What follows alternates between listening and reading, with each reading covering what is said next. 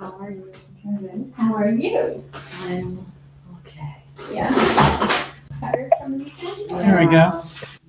Hi, John. Hey, my computer says that I'm not allowed to join the call, but my phone has no problem with it, so that's weird. Yeah, it's fine. You're sideways, but that's okay. Oh, there we go. So we're still waiting for internet people. So we'll wait a couple of minutes. Okay. Taylor, I think, she's not joining in person today. Okay. Hi, Bella.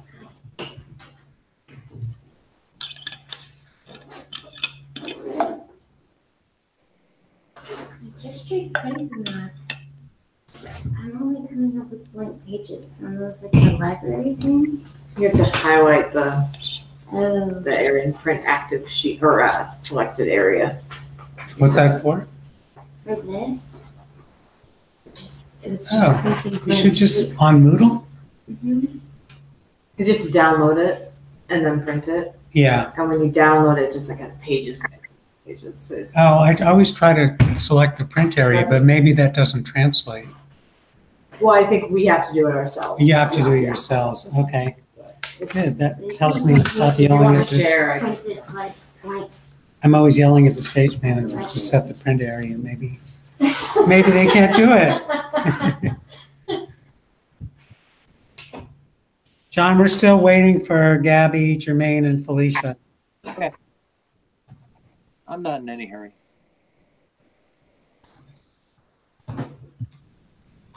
Let's see if.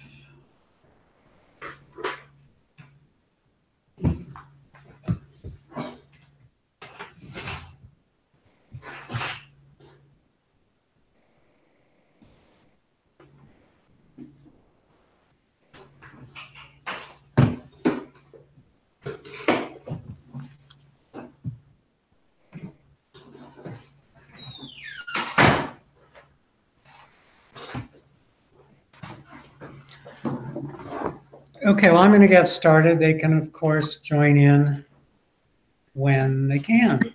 Otherwise, view it later.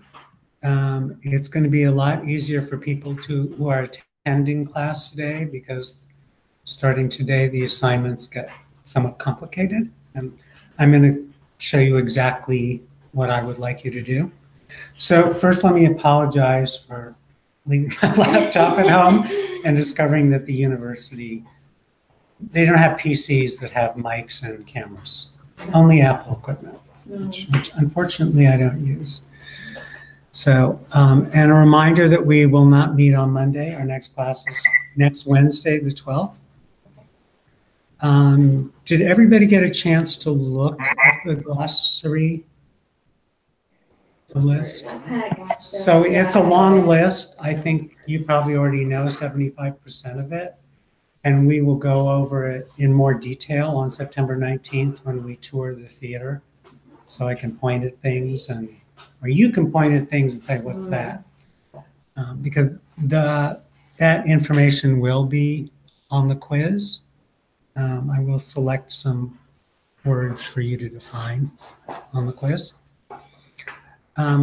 So today, the first thing we're going to do is what I was supposed to do last week, and we're going to talk about the different roles and duties of different managers in the theater and different organizational charts in different arts organizations. If there's time after that, then after that, we will talk about the production analysis, and we will look at part of Swan Lake, and I have printouts of a beginning of a production analysis, so you guys can look at Swan Lake and see exactly what it is. And I will explain why I'm asking you to do this task, which dance stage managers are not often asked to do, but I think it's important and I think it will help you. Hi, Jermaine. Hi, good afternoon. Can you see me? I can see you. Can you see me? We can see you and hear you. Okay, perfect. Sorry for the delay. My internet is acting crazy. Oh, too bad. Where are you, by the way? Where in the country or Well, I just got back to LA. So you're in LA?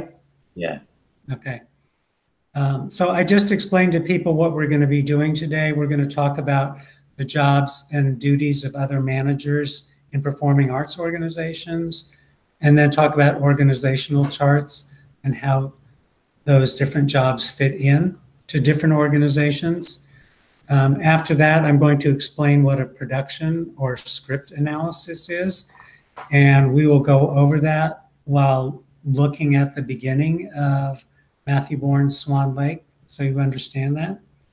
And after that, if there's time, we will do a whiteboard exercise of what make up the attributes of a good stage manager.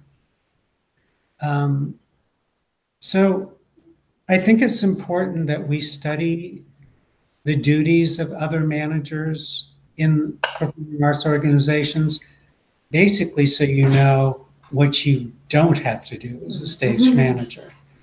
And it also allows you to know who to go to when you have a question. And as I believe I mentioned last week, and I know the book talks about this, it's going to be different in every organization. So when you go into organizations, you're going to have to find out exactly what does stage managing mean in this organization? Some stage managers are production managers. And a lot of times in small dance companies, I think as we mentioned, the stage manager is everything, everything but the dancer and the choreographer. Even smaller dancers, in smaller dance companies, the choreographer is all those things. And when you're doing a solo, you're a one-man team. So I'm going to get started on some of these. Some of these I'm going to just go over a definition. There are lots of definitions for different managers, and I'm speaking in very, very general terms without going into too much duty in terms of the tasks and the duties. We will be doing that about stage managers over the course of the semester, but not today. So first of all, I want to talk about production managers, also known in bigger organizations as a production director, like it is at San Francisco Ballet. So in general, the production manager oversees all production components across all programming. They work closely with the artistic and executive leadership, participating in season planning and participating with senior leadership in strategic planning to the end of supporting a successful production season. Like, do we have enough resources to do what we want to do? By the way, I am going to copy all of these things and post them to Moodle, a list of what these job descriptions are. I'm just checking, to see if that's any of our classmates. It's not. So going on with what a production manager does. Additionally, they generally hire and supervise all the department heads, all the production department heads, which I'll talk about in a minute. And often they hire the guest designers. Sometimes choreographers hire their own guest designers.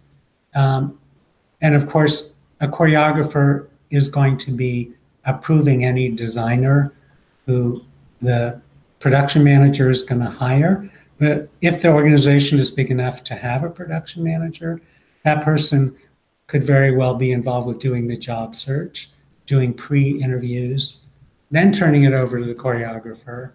And then once they've made the selection and you as production manager have seen whether they can meet all their responsibilities and they're willing to work for the amount of money that you're paying them, then you will probably do the contracting as well.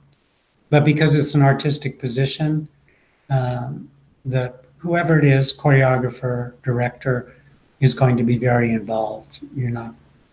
Sometimes the choreographer is just handed lighting designer.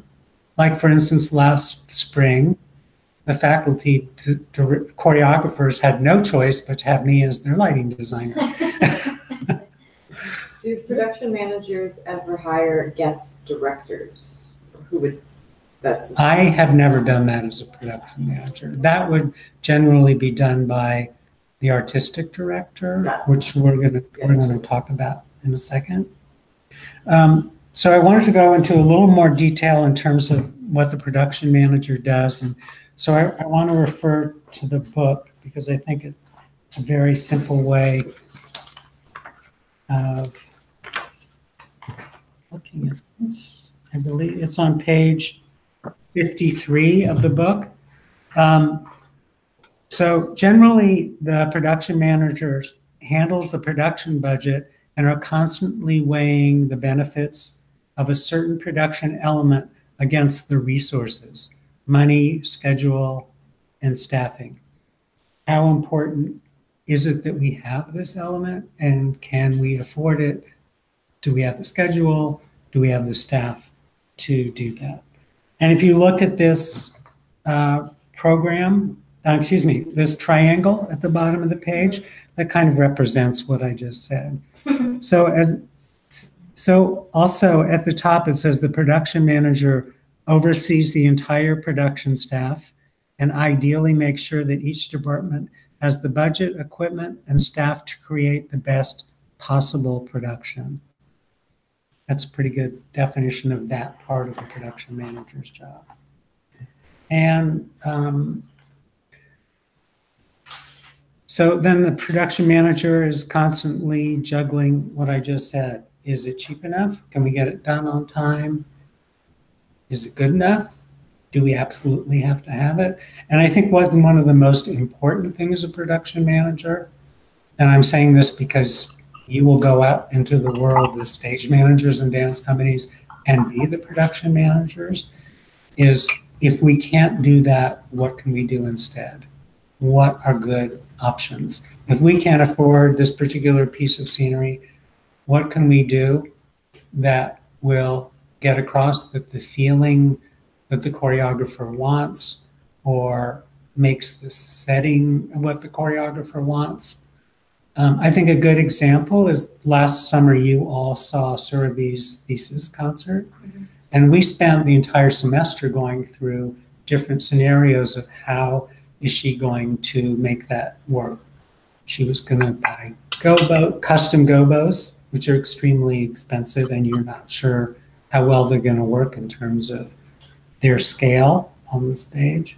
She was going to build pieces because she had all these different settings. And what she ended up with was columns that we already owned. And not sure the source of the papers that she had wrapped around, but I imagine it was a stock thing, not something that she had to have printed. And so by wrapping them in those papers or whatever you want to call them, and doing incredibly complicated, intricate lighting, which she did, she was very easily able to define, this is the lake, this is the temple. Or she discovered it's not that important for the audience to know, especially in dance. Dance asks the audience to think a lot. In theater, we tend to be a little bit less so and beat people over the head about what it is, which I'm not crazy about. But so anyway, that was the final solution that she came up with the help of me and Beckett and Rogelio. So that's a good thing to know, as a production manager, I should say. Okay, so do anybody have any questions about what a production manager or production director No, I does? have a question about what you just said. Yeah. Because I'm also taking design methodologies, and so when you contributed to the conversation about deciding on the columns and the paper and defining the areas, was that, I guess my question is coming from what is the production manager's role and what is the designer's role on that? I think because there's an overlap. Well, in that particular case, I'm the lighting director for the show, though not the lighting designer, but I supervise the lighting designers, and I am the production manager. So my ideas or suggestions came from that place. Rogelio is the head of the program, is head of the design program, and so his suggestions came from that place. And we never say do it this way. It's like, oh man, that's going to cost you a lot of money. Do you really want to do it and have these useless gobos, in the future? Another thing that came up in your cohort, and we went back and forth, was where are we going to do Melissa's piece? Where do we have time?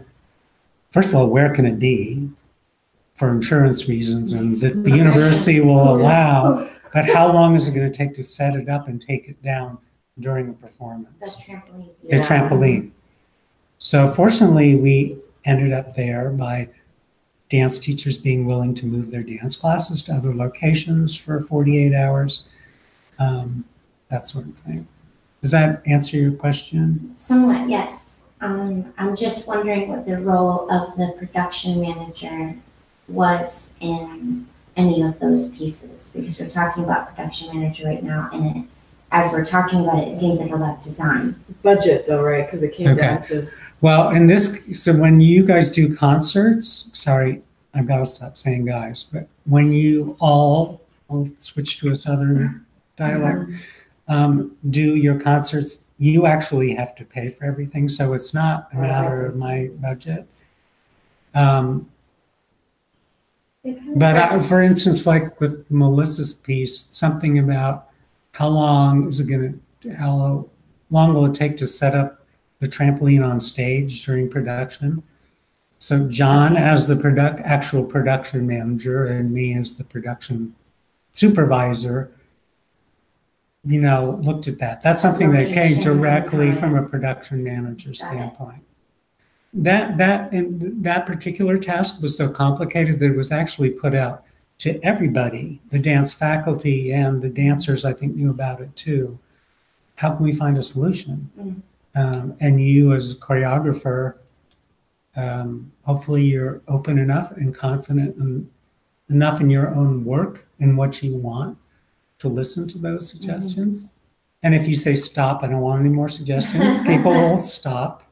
It's always the opinion of the choreographer. I mean, the decision of the choreographer or the director. That's clear. So that's where the production manager came into that part of it. I don't know, John, do you have other things that you weren't involved with Surabhi's piece, but were there other examples of things that a choreographer wanted to do during the cohort for concert that you said, that's not going to work, and why don't you try this?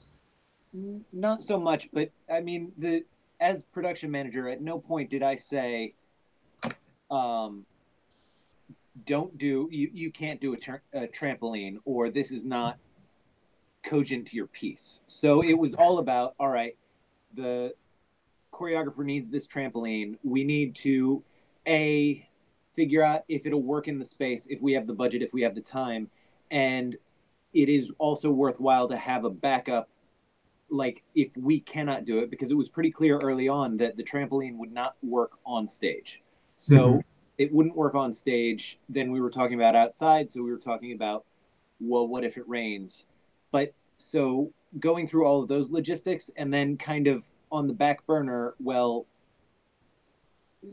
let's start the conversation. Let's see what Melissa thinks. If it turns out that we can't do this, how can we easily start that conversation as well, just in case?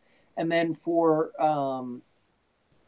Andrea's piece, she wanted shoes to come down. So that was, at first, I think she was talking about a whole bunch of shoes coming down at multiple places. And it was not my place to say, you don't need shoes, come on. But rather, how many people do we have that can run the lines for shoes? and what is our rigging possibilities, and can we get your idea, your design, and work within the limitations of what we have in our space. And so that was really my role. Luckily, we didn't have anything. I mean, I was tracking the budget, but we didn't have anything where I was like, we can't do this because of money. Right. Right. Yeah. And also the technical director, Beckett, was involved with both the decisions about the shoes because of the rigging and how he could help in terms of setting up and taking down the trampoline. Great, that feels much clearer. Yeah. I do think as a choreographer or as a designer as well, when you know what you want in terms of like a feeling, a spirit, or something literal, like a house or from whatever you're passionate about, like I have to have this thing in this piece, there's always a way to strip it down to its essence. And, you know, they're very, you know, you have probably seen a lot of very successful pieces in dance studios with 8 lighting instruments. Like, look at the lighting that ended up being for Melissa's piece. I mean, that was awesome. You know, it was just incredible what happened. But I think when you get in that position, as a choreographer, you start thinking, okay, what is the essence of what I need? And how can I get that? Okay. So the artistic director of a performing arts company, in a dance company, that's often the choreographer and often the founder. They're all the same thing. But the artistic director, in a very big picture in an arts organization, conceives of and delegates the execution of all artistic projects that the organization creates. So that is like a very general time. Yeah. The artistic director conceives of and delegates the execution of all artistic projects. And I think that's pretty accurate. Like the head of a dance company, they may be a choreographer,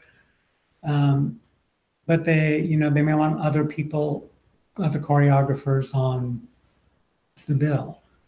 They're the person who's going to pick that choreographer, or they're going to be somebody who's like, God, I saw this piece. Can you bring it to our company? Can you set it on our company? Or I love your choreography. Can you set a new piece on our company? All of those things fall into the artistic director organization. Like Dana is the artistic director of her company.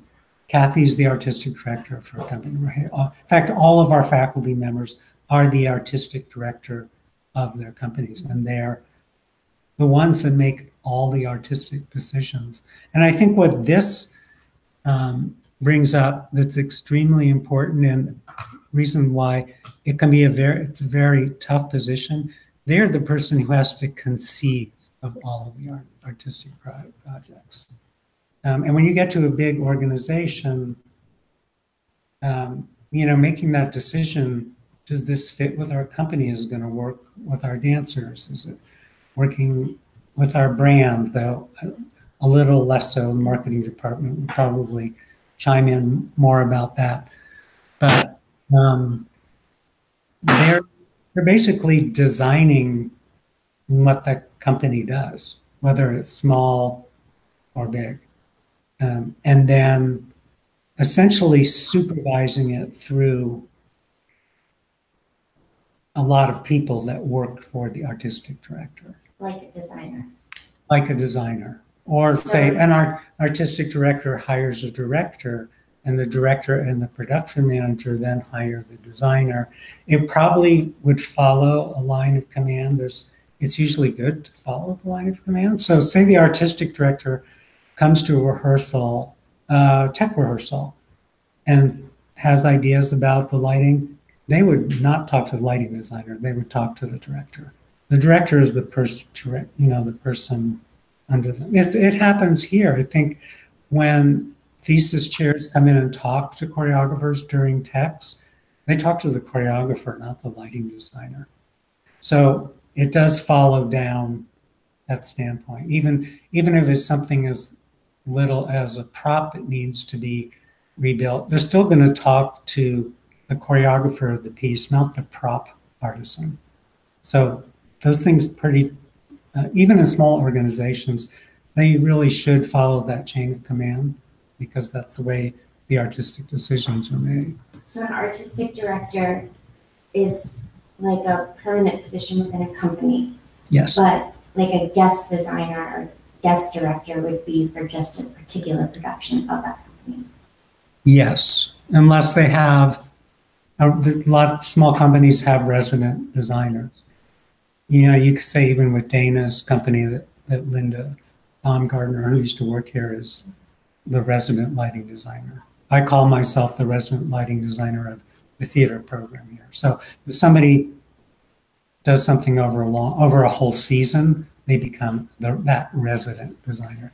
But for the most part, the situation is as you said it is. It's clear to me in the dance company how that goes, but I was asking more that differentiation question for theater work. Uh-huh. Okay, so in theater work, the artistic director is going to pick a project with the director. They go hand in hand. These days, it used to be different, and this still happens, but they don't usually now hire a director. Theater doesn't usually pick a play and then ask the director and then hire a director to direct it. A lot of times now they want the director to come to them with a project, which is a little different than it used to be. There's still some companies that are like, this is our season. Okay, I got to go out and pick the director. But in big companies, they want the project that comes along with the director or the choreographer.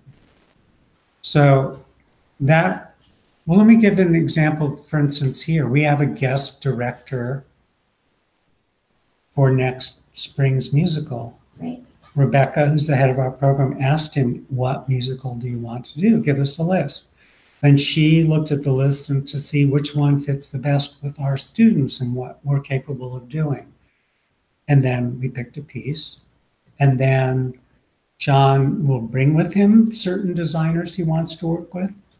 He's also, I don't know if he's required to, but in this situation, he was told there is a resident scenic and lighting designer. And are you okay with that? And he was okay with that, but he could have possibly said, I have to work with a scenic designer. So it was a little different in that situation because there are all these things that come into play. Like you have to use our scenic designer because they're paid on a faculty contract, and we can't afford to pay a guest designer who's not a faculty member. Blah blah blah. So it's different every place. I just wanted to be really clear about like permanency and guest of these roles. Right. So one thing that can be a little confusing in big dance companies is the position of lighting director. So the San Francisco Ballet has a lighting director, Jim French. He is himself a lighting designer. I just saw a piece that he set on Hubbard Street at Jacob's Pillow a month ago. But his job there is to work with the guest lighting designers to ensure that they can realize their designs on the stage, on tour, or at the opera house where they perform. He may, in fact, then be hired to design a piece for the ballet season. So you'll often find Albanese has a lighting director. I think you will find with big dance companies they have that position, who is also a lighting designer in their own right and may design for that company, if that makes sense.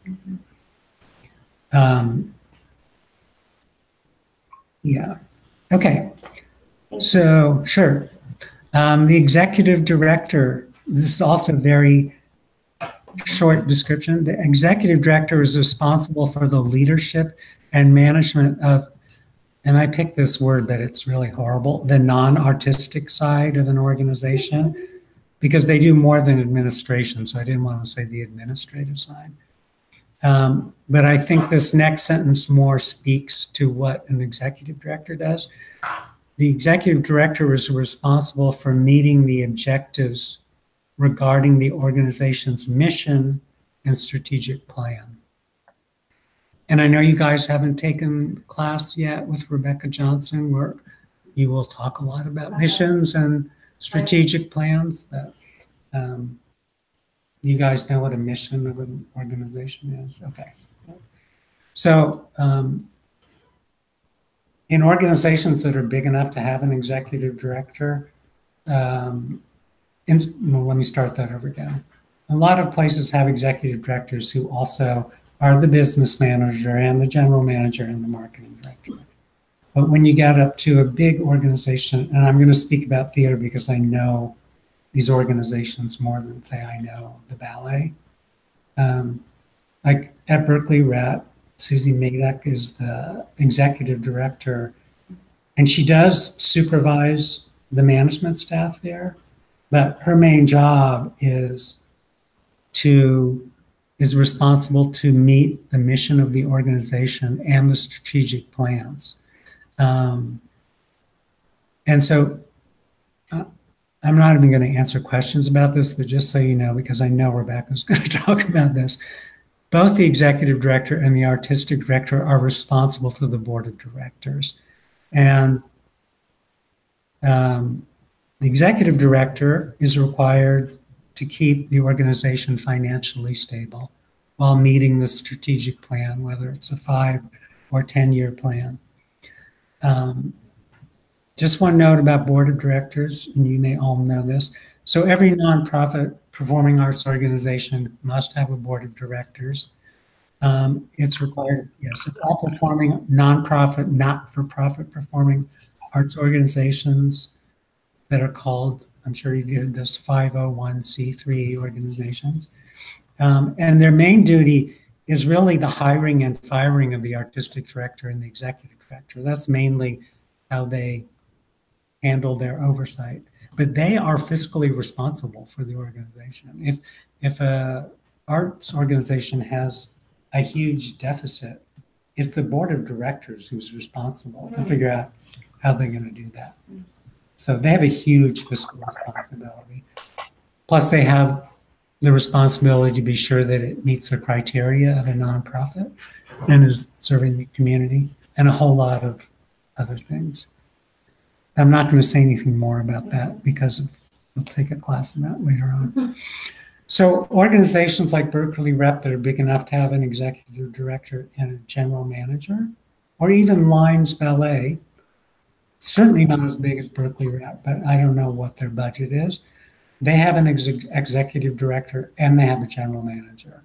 And the general manager, and this is a pretty typical definition, is responsible for overseeing the day-to-day operations and financial management of an organization, working directly with the business manager and the marketing director and the production manager.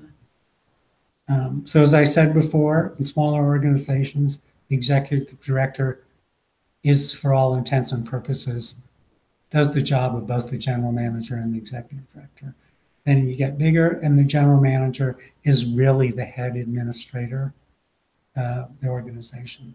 They're not involved in strategy and meeting 5-year goals like the executive director is, though I'm sure they contribute to that. Okay. Other managers I wanted to mention, the company manager, and I'm sorry to people who've taken production management. We've gone over some of these in the past, so this is repetitive to you. But the company manager is responsible for the travel and accommodations of the dance company, and they sometimes handle the dancers' payroll as well. In general, they are responsible for the care and well-being of the dancers. And once again, a company has to get to a certain level to be able to hire a company manager. Dana Lawton Dancers Linda is the company manager as well as the stage manager and not the executive director, but those sort of things. But it's extremely important in dance companies because dance companies by their nature are always on tour. They don't own their own performing arts spaces like a lot of theaters do. So dancers are always on tour and they have to be taken care of. And the company manager also needs to be sure that all of the union regulations are being met. The stage manager deals with that in the rehearsal hall, but there are all kinds of rules and regulations that govern dancers' safety and travel and per diem and all that, which are would do. The technical director, this varies a lot from organization to organization, but in general, they supervise the design and technical aspects of the production.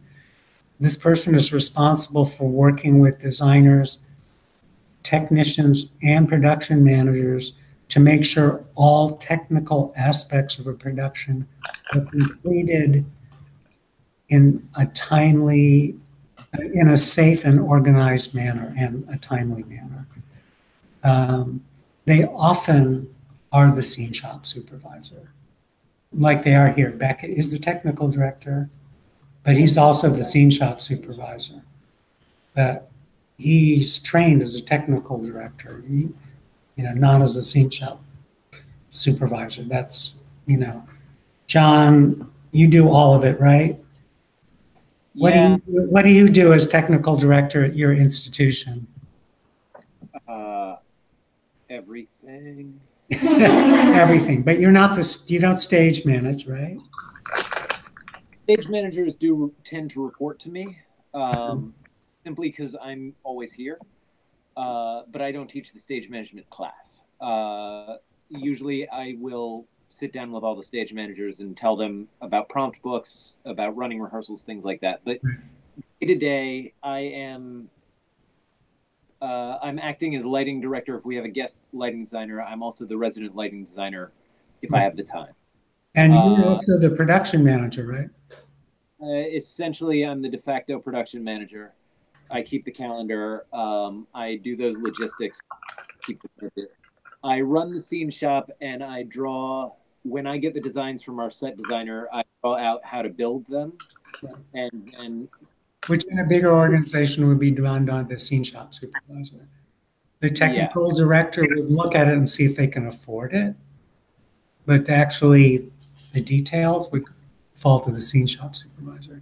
So the technical director, job responsibilities will vary greatly from organization to organization, especially when there's a production manager involved. The org chart that I gave you has the technical director being in charge of all of the departments. That to me is more unusual. Usually in my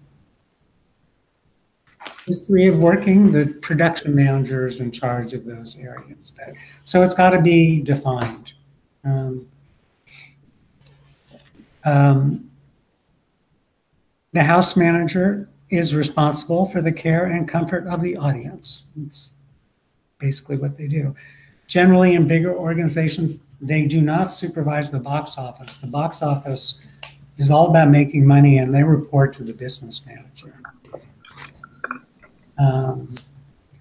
So those are the main managers. Of course, in bigger organizations, there's a costume shop manager, a wardrobe supervisor, box office manager, et cetera, and the designers that we already talked about. One thing I just wanted to mention, because it may come up and it's as a matter of interest, the term producer is generally used only in a for-profit situation like a Broadway show. And there are two kinds of producers. There are people who invest money, and they are limited partners, but they also are often given the name producer. And then there's the lead or managing producer, who is the general partner. and it's an entirely different world than anything we do. So generally, in the world in general, that's what a producer does. You don't generally find that word when it comes to a nonprofit organization. Sometimes you do, but I think that's the general meaning of that word. So are we good with that? As I say, I will post all of that stuff to Moodle so you can. So I wanted to go into a little discussion of what the stage management team, when you're in an organization big enough to have a team.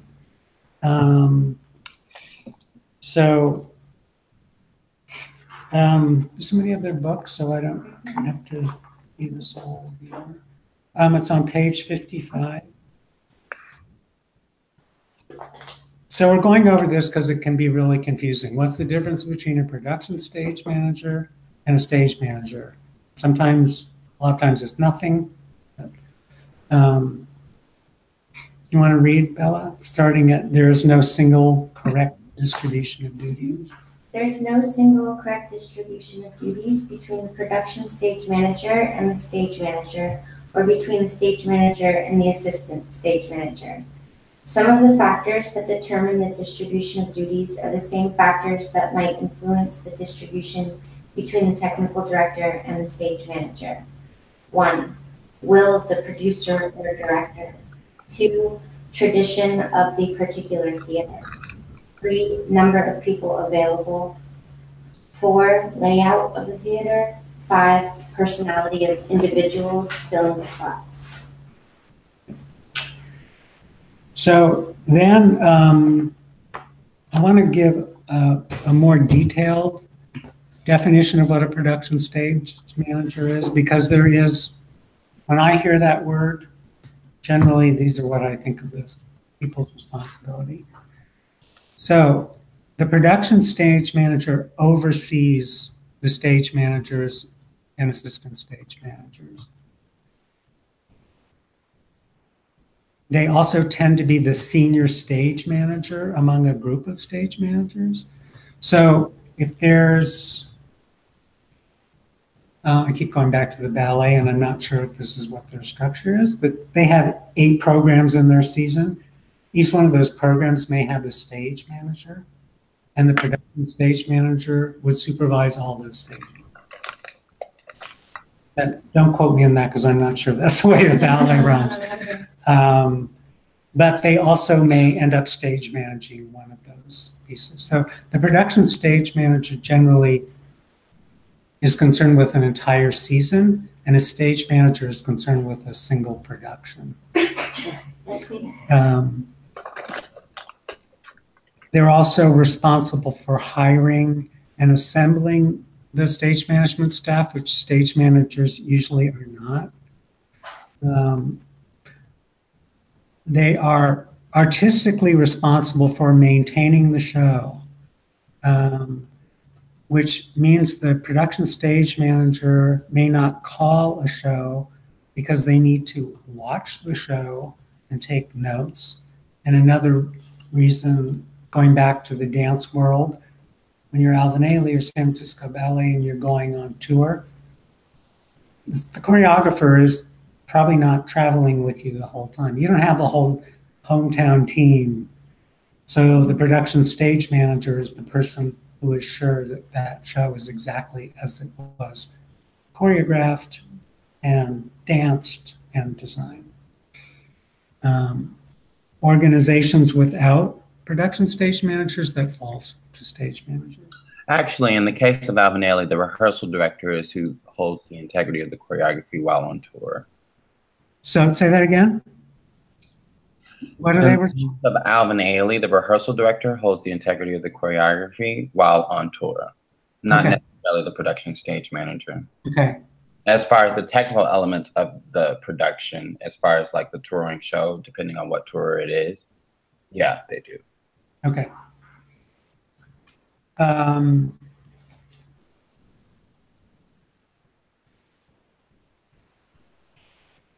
So I think that's the important things to know and the difference between production stage manager and stage manager.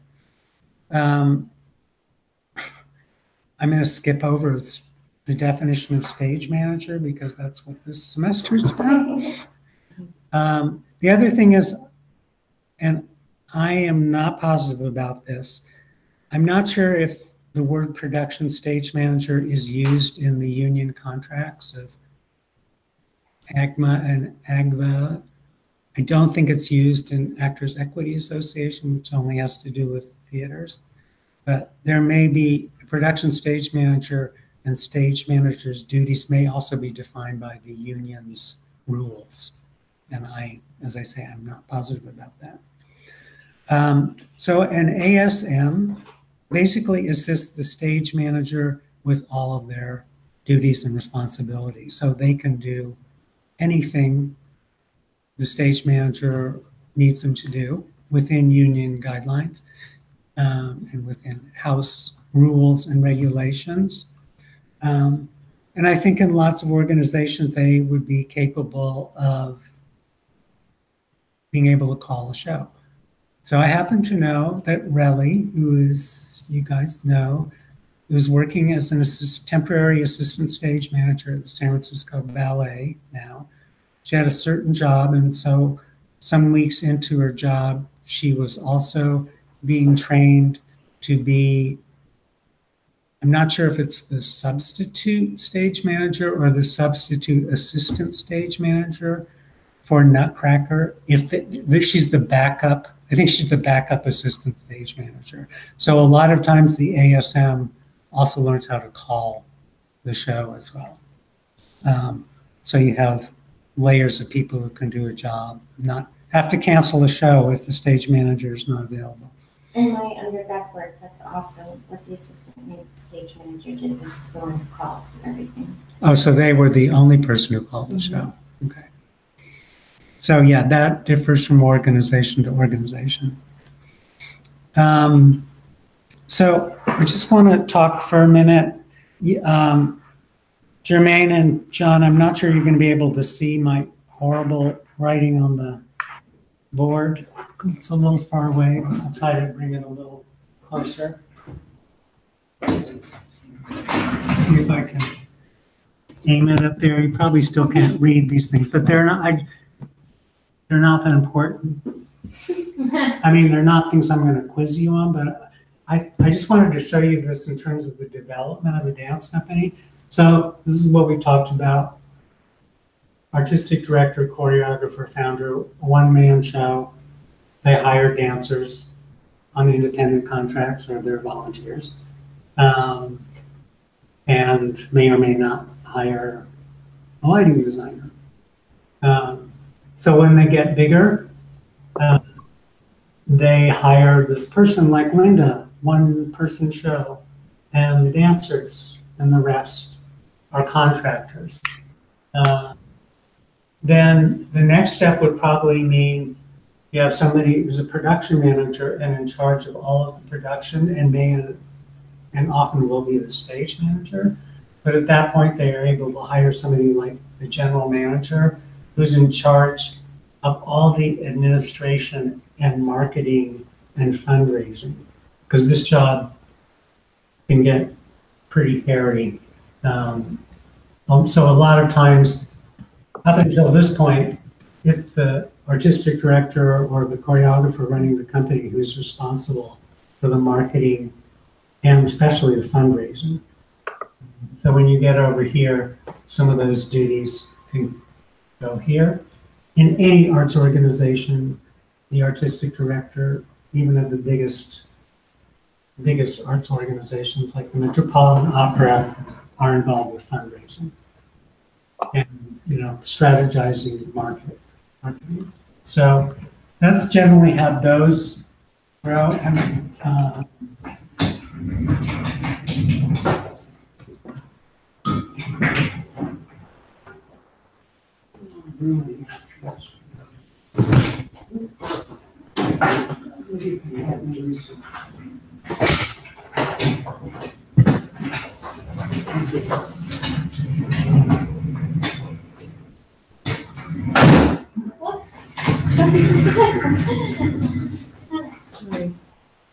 So I gave you this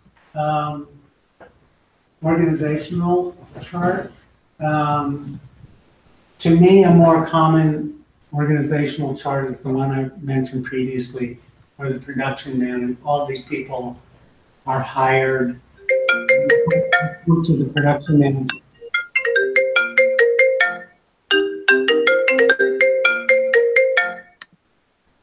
Who's that? Somebody on Oh, the call. was that one of your Call. telephone? No, they were calling me on the computer. I do apologize. Oh, okay, no problem. So this is similar, but I think this is kind of a more common breakdown.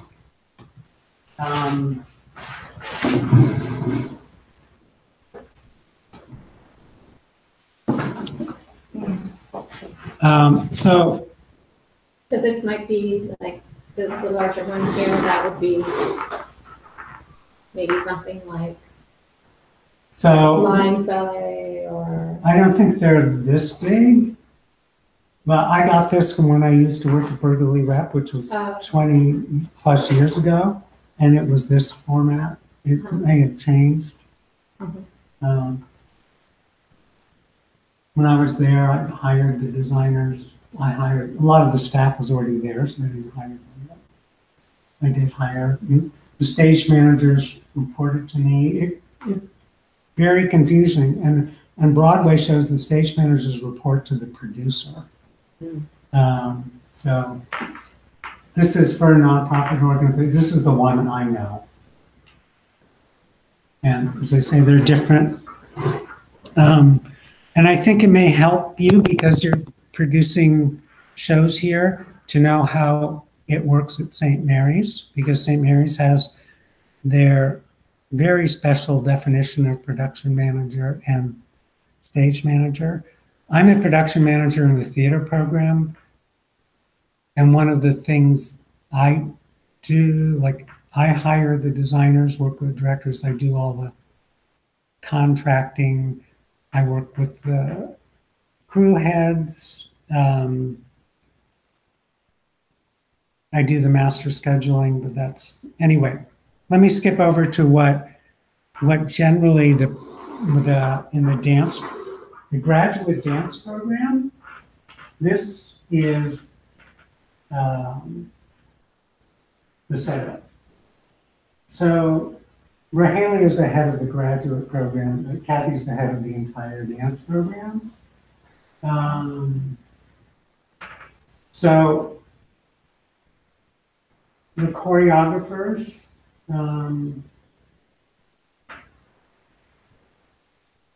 so Relly and I, this is really confusing. Relly and I are both production managers in the program. Right now, she's the undergraduate and I'm the graduate. But as you all know, those are also, most of the jobs are handled by students. So the choreographers in the grad program would be responsible to Rahalia. You also have your thesis chairs, but Rahalia could come into your rehearsal at any time and talk to you about that. He's essentially, now that Rosanna isn't involved with that, he's in charge of everything. So he reports to him. I report to him as the lighting director. I mean, the way it operates here is,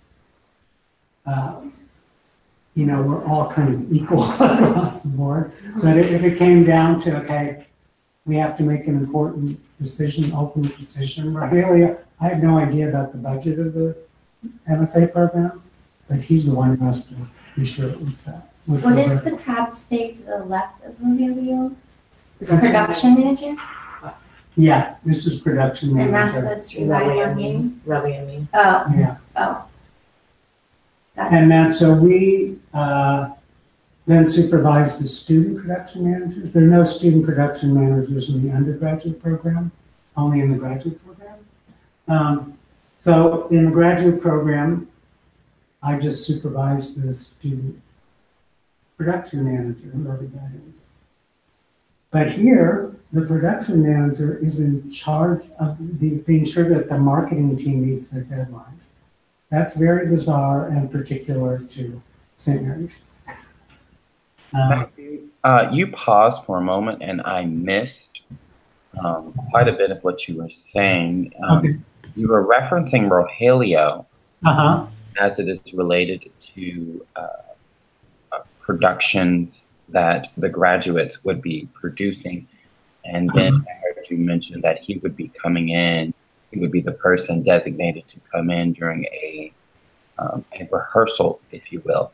And if you could just continue thereafter that, I don't know if you were referring to the structure after you expressed that, but you were frozen on my screen. I couldn't hear. Oh, you couldn't hear me? No. Okay, so also I just want to clarify this with the choreographers. Ultimately, they're responsible to Rogelio or sometimes the thesis chair, but 99% of the time the choreographers are left on their own. But if something happened, Rogelio has the ultimate responsibility. He has the ultimate responsibility of the whole program. So that's why I put the line over to the choreographers. So I'm the production manager in the graduate program. I'm also the lighting director. I do not act as the production manager or I don't act as the production manager in the graduate program. I supervise the student production manager. I'm the lighting director of the graduate program, but I am not the lighting designer for any of those shows. But if people have questions or concerns, they can come to me. And I also sometimes give feedback to the lighting designers as well. Is that clear so far? Yes, thank you. Okay. So this is just the oddity about our program. The graduate student production manager is sure that the marketing team meets their deadlines. That's the only responsibility. But that is the way the org chart is set up, just so you know. The production manager for your shows has a huge amount of responsibilities. So that's basically it. And the stage managers for the show also report to the production managers. What does that say under stage manager? Oh, the running crew. Yeah. And this area gets very fuzzy in the undergraduate program. But just to tell you, was that clear what I said, Jermaine? Yes, sir. Thank you. Okay. So just so you know, in the undergraduate program, which none of you are involved with. I was an undergrad student in the dance program. Yeah. The production manager does a lot of things that a stage manager would do. They do the master scheduling. They're sure that there are rooms for rehearsals. They do all the pre-production, and the stage managers don't start work until they come to tech rehearsals. And their main job is to learn the show and call the shows. But they also are supposed to run the running crews once we get to that point. So they don't do any of this pre-production, which we're going to be talking about for the next month. This is the kind of stuff that in our program is done by the student stage manager. All of these documents that you have to create, the student is responsible to create. So just an example, it's different in both of those programs. Okay, just moving on with one more topic here before we talk about the production analysis. So I think I mentioned that stage managers for dance companies have particular areas where areas that are particular to a dance company, which exist in theater companies but are a lot less important. First of all, calling a show for a dance concert, in my mind, is way more complicated than calling a theater piece. I'm sure people would quibble with me because theater has a lot more production value, so they have to call the special effects and the fly people and all of that. But the stage manager in a dance company has to be an artist. It's best if they know how to dance, and they really have, in a way, they kind of have to be a poet. When I saw Hubbard Street at Jacob's Pillow, I could tell the stage manager was like split second off some of the cues. And so that's something, not a lot of them, and I'm sure nobody else would notice that, but that's something that is really particular to dance. You really have to be an artist. And that's why, I think stage manager who I met a year ago at a conference says when she stage manages a show, she knows the piece by heart. She never does a piece unless she knows it completely by heart. And I think that's important because you really do, that sense of timing and when you're calling cues is incredibly complicated and requires, first of all, you do need to know how to read music if you plan to be a stage manager in the dance, especially ballet companies or any place that's going to hand you a score. But it also requires a lot more artistry.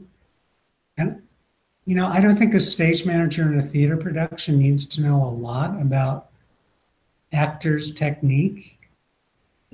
But I think stage managers need to know a lot about dance and dancer moves and dancer positions to be a really good stage manager. Secondly, they have to be extra vigilant about safety because of the floor situation. Being sure that the floor is absolutely ready to go for people to dance on. Being sure that the wings don't have a speck of dust or anything that somebody could hurt their feet with. I don't have to go into that in detail, but you know what I'm talking about. And it really is, I'm not sure. Well, in theater production here, the stage managers don't get their hands on their hands and knees and walk around the stage, go on the floor. Sometimes the dance stage managers do. And they go over and check every inch of the taping and being sure that there's not something that somebody could get hurt on. Documentation. They have to document everything in great, great detail because, as I mentioned, when you work in a dance company, you're always on tour. I can't think of a dance company that owns their own performing space. I mean, like Jermaine, I guess at Ailey, they probably have some. No, they don't own that building. They probably have studios big enough that they could. Yeah, do they have space. They have space, but sadly, they do not own that new building that they're in. We did own the one on West 62nd, but now that we moved downtown, we don't own that building. Yeah. So you have seasons at City Center, and you ever perform at in Lincoln Center? No, that's not a normative spot for Ailey, but City Center is a big thing because that's how we start the gap. I mean, that's how you start the year. And so this year is the 60th anniversary for the company and Mr. Alien. So it's a big thing in December when we do the gala. So Alvin Ailey's also on tour. I don't know how many weeks of the year. It's most tour. Depends on which one. So the European tour is 6 weeks. European tour is 6 weeks. The American tour, it depends because they do breaks. Right. So sometimes they're breaks. So sometimes they'll do 9 weeks and then do a break. Right. And they're off for 2 weeks or maybe 3 weeks. And during that time of 3 weeks being off, they switch the show around. So then they do a completely different show and they go back out. Hmm. I've heard that they do more touring than any other dance company in the United States, and I think that's probably accurate. Interesting enough, Lions Ballet, which is a medium-sized dance company, they tour all the time as well. So Mhm. anyway, this whole thing with touring and documentation, and I talked about it earlier, the stage manager or the production stage manager is responsible for the show being as it was created by the choreographer and designer and the dancers. And as Jermaine pointed out, it's not responsible for keeping the dance as choreographed on the road. That's done by, who's the ballet master does it, or the Well, Ailey has a rehearsal director. rehearsal? And so the rehearsal director currently is Matthew Rushing, and he has actually danced in the company for a long period of time. He's one of the senior members of the company, actually. And in the capacity as a rehearsal director, he not only upholds the integrity of the choreography, but he actually does company class with them and kind of like keeps the dancer maintenance while on tour. Okay. And I think that's right. Even in a smaller company, I don't think it falls to the stage manager to be sure that it's being danced correctly. I think the choreographer would be on tour with them and generally takes on that responsibility. But everything else is, and that's why it needs to be so well documented. And so does, Jermaine, does that rehearsal director do the documentation, do you know? What documentation are you referring to, Bella? Probably videotaping. Oh yes, every single rehearsal is actually noted by video, because they go back and that's how they do notes. Notes are not oral anymore, like just sitting in the audience, them watching you. They actually look at the video with you, and then they express to you specific timeable moments where it was, I'm trying to use meaningfulness, so I'm not trying to use derogatory words. However, when it does not look like it's normally supposed to look. Where shifts need to be made. So Relly's going to actually come and teach this class. I believe it's on the 17th or 19th. And she's hoping to bring with her the Nutcracker. Mm. And you will hear the stage manager calling the show. Mm. So that's a great kind of documentation for a stage manager who's learning the show. But there's also a huge amount of written documentation that's required, which is, as I mentioned, what we're going to start doing. This would also actually exist for a Broadway show too. Mm-hmm. Say, what's the prop list for a show? Mm-hmm. I think that the stage manager needs to know that on a Broadway show, and they need to know it in the smallest dance company. So, as I say, I'm not 100% positive, but I think even in for-profit situations, a lot of these documents are the responsibility of stage management. And a lot of them, they never need until something goes wrong. Right. So, also, even in mid-sized companies, when a stage manager is on tour, they're sometimes responsible for focusing the lights. So they need to know how to focus lights and know how to read a focus chart. So that can be done.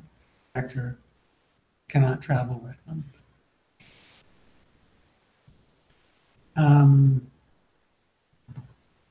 And so the last thing is tied into documentation is the touring.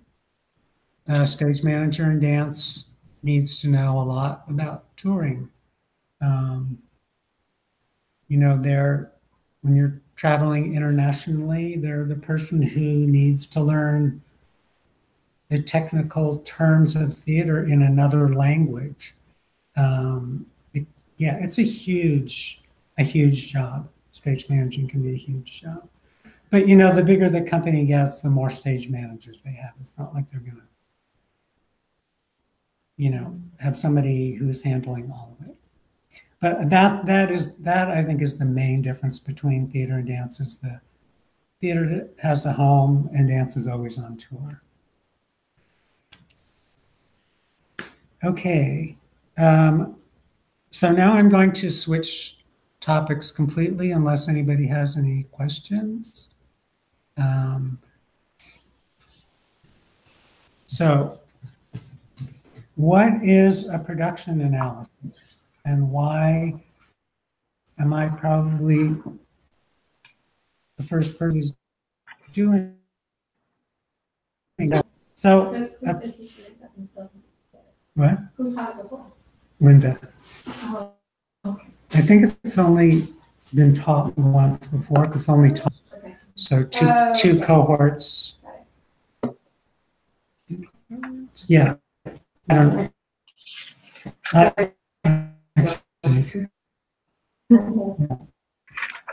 So in theater, I are the technical director, production analysis. And as I say, it's generally only used in the theater. A production analysis is an analysis of the script of a play. Carrying out the analysis goes through the script and writes down every detail related to production design and tech, the dialogue and the stage directions. And this is all done before rehearsals start. So the first one I posted, I think I posted 2 production analyses to Moodle. So this is the first page of, I believe, a super long document, 10-page document of a production analysis of a play that we did a year ago here. And it's very interesting because they have to capture, I know a lot of you don't have this. Let me just say this. So scene 1 on page 6, under lighting, it says a light bright as death. So the person has to go through and write down all of that the playwright put into the script. Doesn't mean, that's not saying, like the first light cue, it says a dusky red sunset. But so all of that, That's from the playwright? who wrote this is a poet in its own right, Marcus Gardley. So generally down the left-hand column,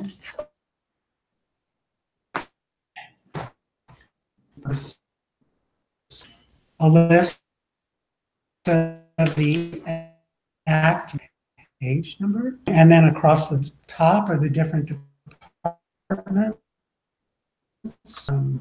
We're going to be doing this a little differently. This is cast.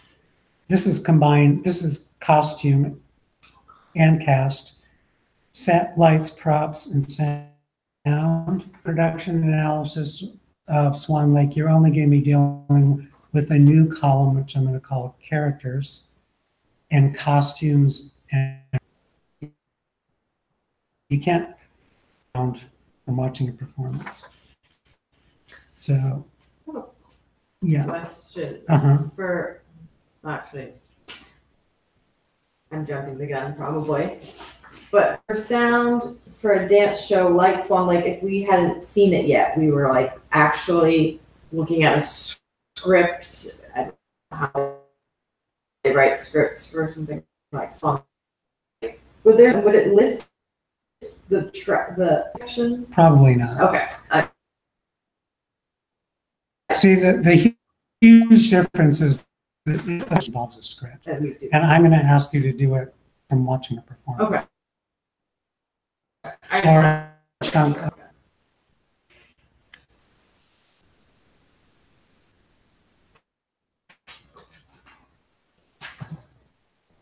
now framework for their designer and others used to be sure reducing the play.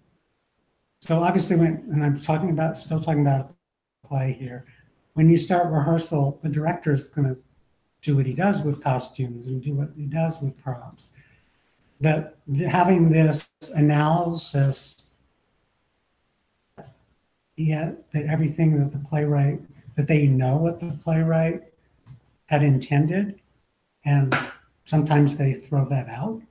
But they use it as a framework for their design, their blocking, as they're blocking a play, who's bringing on props and what kind of costumes they're wearing. This is the framework which changes radically. It changes on a day-by-day basis once blocking starts. Right.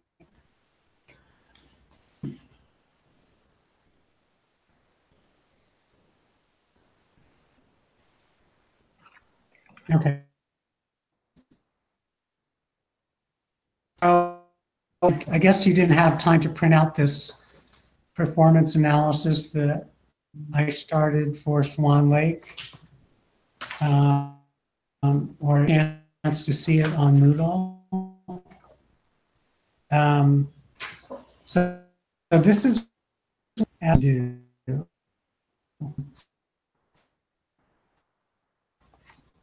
So it's not a script analysis, but a performance analysis, something that's not a technical term that's used in performing arts, but yes.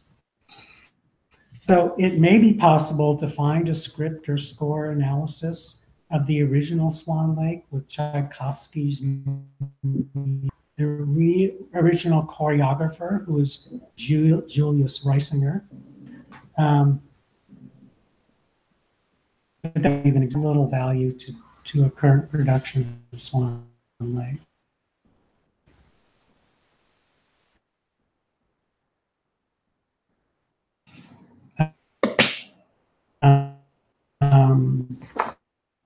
The original choreography. From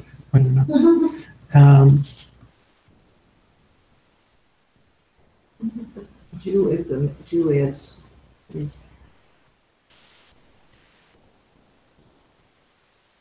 This is what I'm asking you to do for Swan Lake, and it's going to be hard. But if you do this performance analysis for a chunk of the play, and I'm asking each of you to pick one of 4 chunks. Great.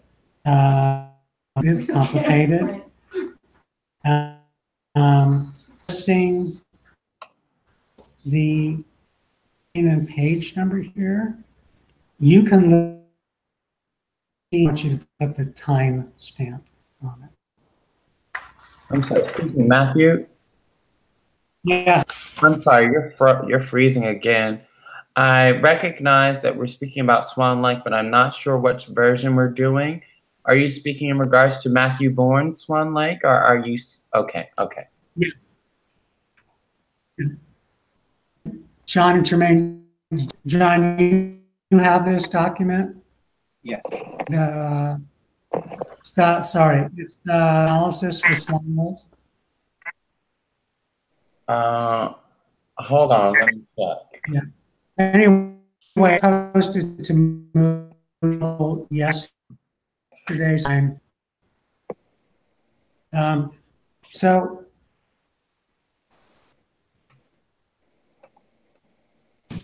I think this is going to be easier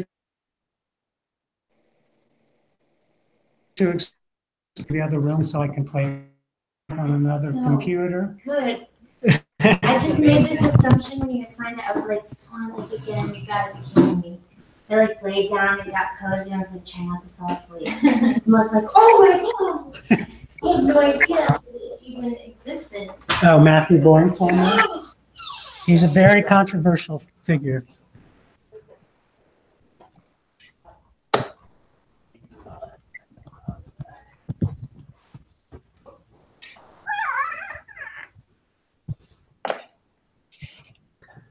Okay, so Jermaine and John, I'm going to try to point my laptop towards my desktop. So you'll lose my face, but hopefully you'll hear my voice. So,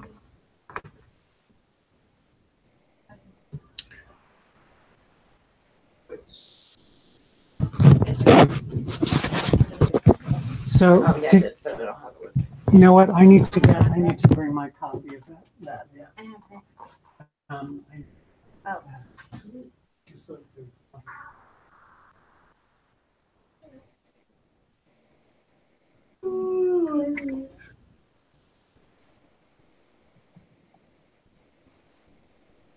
I mean, how much is it? I I don't don't know. know. I stand for the single. I thought, I know we watched part of this. So I know we're almost at the end of the class, so we'll continue this discussion on next Wednesday. Okay. Make it very complete. This is not due till the end of the semester. But we should get started on it.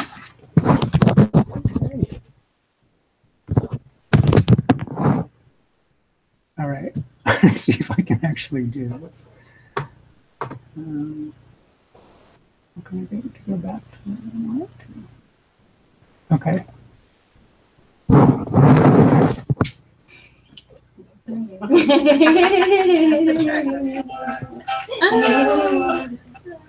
Fungus. Yay. So I can't, can you guys see the screen? Yeah. You could probably watch. You can? Just watch it. Thank you.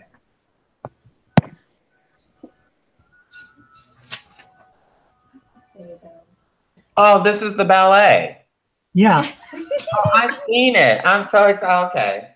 I didn't know that's what you were doing. I do apologize. Okay, I'm going to skip ahead a little bit just because we're running out of time. Okay, so while you're watching this, if you looked at the performance analysis, the very first thing is the prologue, which we're kind of in right. Well, we're not in the prologue yet, but okay. So when we get to 1 minute and 33 seconds is when the prologue of the piece starts. And so I am looking for who's in the scene, what costumes they're wearing, and any props that are in that scene. So the first timestamp here is at 1:33. Here's the first scene, the young prince's bedroom. Okay, so I'm gonna stop this here.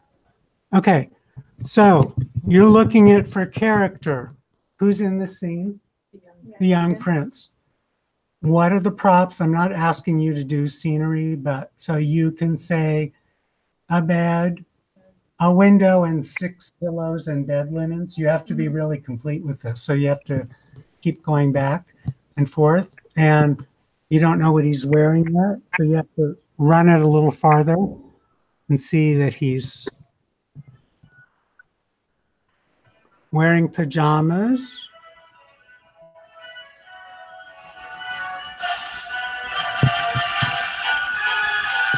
Okay, so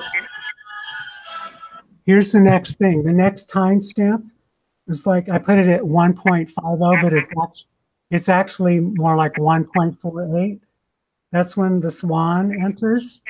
And for lack of a better word, I called his costume feather pants. They're neither pants nor feathers, but that's the best I could do.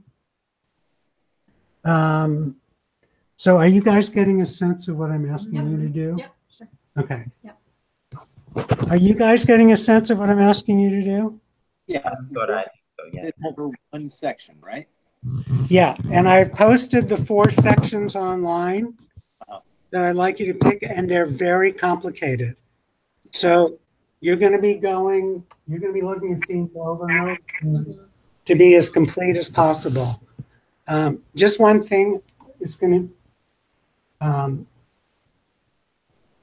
it's going to be easy to know which. So, for instance, when a character enters the stage, that's another. You have to put a timestamp there. That's a new scene. Yeah. Yes. Every time. Every time. Wow. Yeah. Although if they And every prop, and you need to list the character. And I just wanted to mention with the costume in terms of the detail, you can say the red dress with something so that the people recognize it. You do not need to describe it in detail. You need to describe it in enough detail so that if a dancer went into the dressing room, they'd know which one is their costume. You don't need as much detail for the seamstress to build the costume. So do we also do all entrances and exits?